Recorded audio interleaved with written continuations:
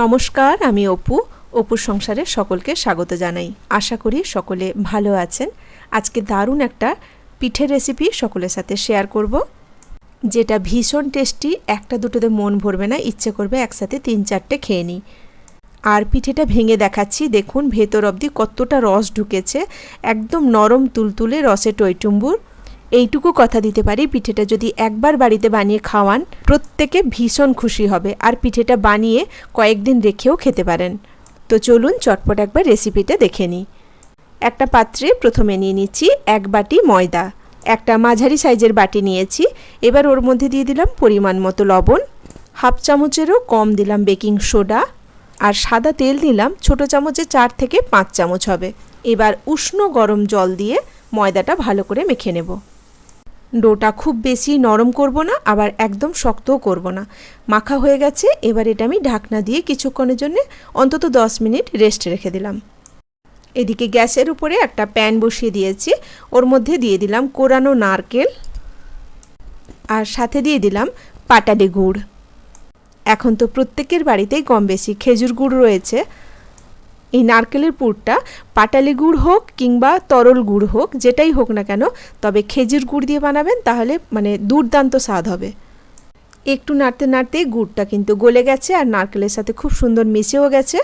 শীতকালে তো আমরা বিভিন্ন ধরনের পিঠে বানিয়ে খাই, অন্তত একটি বার এই পিঠেটা কিন্তু বানিয়ে খাওয়ার জন্য আমি রিকোয়েস্ট করব, কারণ ভীষণ ভীষণ টেস্টি হয়। নারকেলের পুরটা রেডি হয়ে গেছে। এবার একটা চিনির রস তৈরি করে নেব। তার জন্য একটা প্যানের মধ্যে প্রথমে দিয়ে দিলাম 1 বাটি চিনি। 1 বাটি চিনিতে ওই বাটিরই 1 বাটি জল দিয়েছি।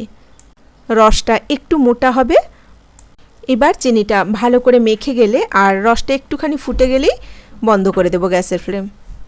এদিকে যে ময়দাটা মেখে রেখেছিলাম, এবার ঢাকনা খুলে ওটাও একটু ভালো করে মেখে নেব। ময়দাটা একটু নরম হয়ে গেছে আগের থেকে।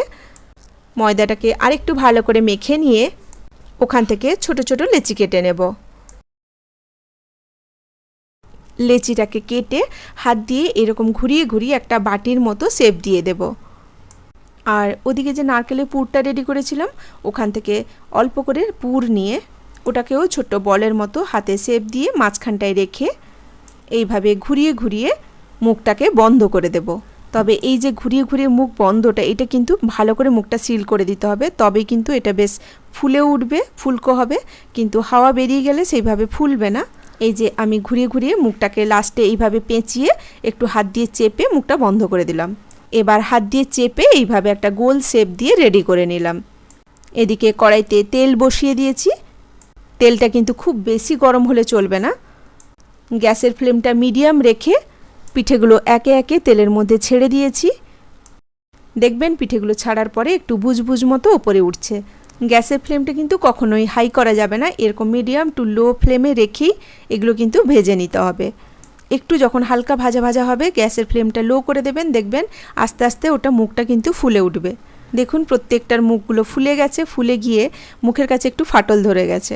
এই রকম ভাজা অবস্থাতেও কিন্তু খেতে খুব সুন্দর লাগে। এবার আমি সবগুলো ভাজা হয়ে গেছে, তুলে নেব। এইভাবে ভেজে কন্টেনারে রেখে দিতে পারেন।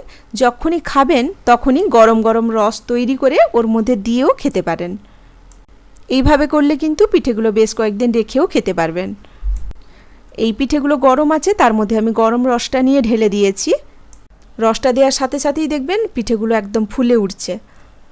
এই গরম রসের মধ্যে পিঠেগুলো দিয়ে উল্টে পাল্টে ভালো করে নেড়ে নিতে হবে। একটু মাথায় রাখতে হবে সবগুলো পিঠে যেন রসের মধ্যে ডুবে থাকে। ঘন্টা 2 এইভাবে রেখে দিলে দেখবেন পিঠেগুলো ভিজে একদম রসে টইটুম্বুর হয়ে গেছে। আমি প্রায় 2 থেকে 3 ঘন্টা রেখে দিয়েছিলাম এইভাবে রসের মধ্যে।